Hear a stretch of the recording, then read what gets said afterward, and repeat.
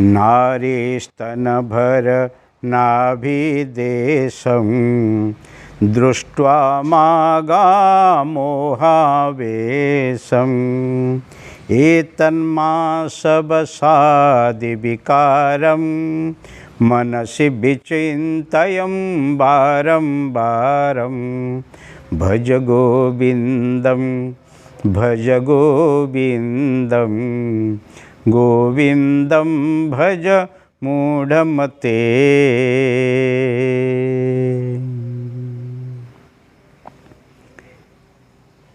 हरि ओम। मुद्गर का वही तृतीय श्लोक है। संसार में जितनी भोग वस्तु हैं और भोग वस्तु में अति ही लोग जो माया के पीछे भागते हैं, उसी से यहाँ स्थूल और अति महत्व आसक्ति के विषय के ऊपर चर्चा ही है। प्रकृति ही पुरुष और स्त्री दोनों को ही बनाए हैं। यहाँ पर स्त्री के ऊपर कहा गया है नारी स्तनभर नाभिदेशम दृष्ट्वा मागा मोहावेशम। नारी के जो शरीर का जो सौष्ठव है, जो सुंदरता है, उसको देखे के मोहित मत होना। एतन्मास वसादि विकारम मनसि विचिन्तयं बारंबार।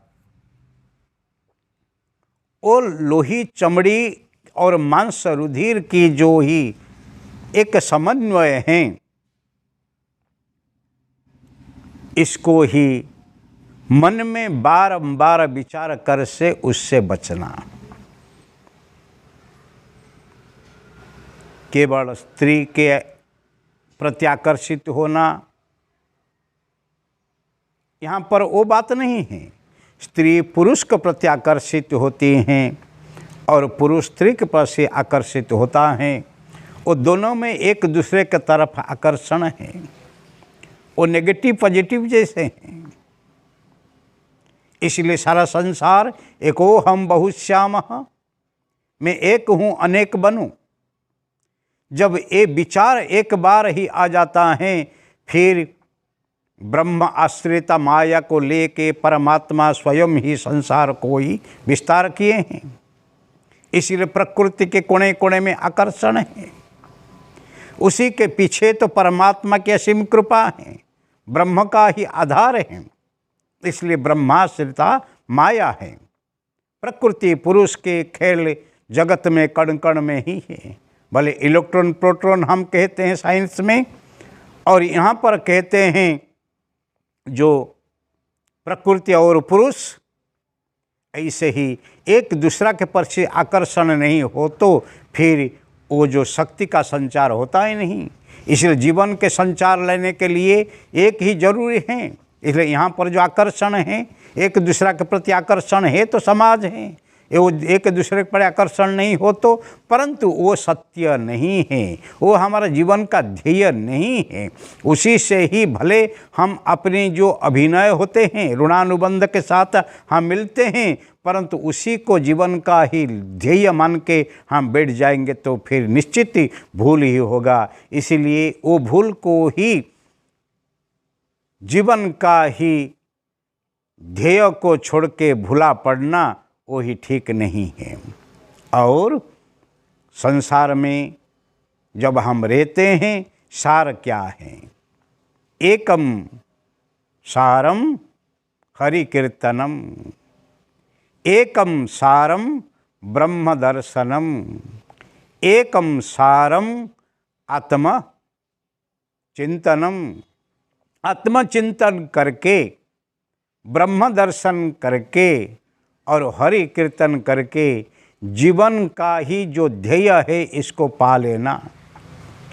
जन्म मृत्यु चक्र से ही छूट के जीवन मुक्ति स्थिति को पा लेना वही जीवन का ध्येय है। हाँ, वासना को नाश करने के लिए जो ही कामना है वो कामना के पथ में जाके समाज का ही आधार लेके फिर आप ब्रह्म तक पहुंच सकते हैं, परंतु उसी को जीवन का ध्येय मानना वो ही सही नहीं है। इसीलिए हमारा भारतीय परंपरा जो है ऋषि परंपरा में कहा गया है अपनी जो कामना है, जो वासना है, उसी को ही संयंत्रण में रख के ही सत्य को दर्शन करके आदर्श जीवन जीने के लिए जो प्रेरणा है वो ही है गृहस्थाश्रम में रहते हुए सामाजिक मान्यता को मान्य करते हुए, मान देते हुए ही आपके जीवन स्वयं के साथ जीना और सत्य को दर्शन करना, इसी कहते ऋषि परंपरा।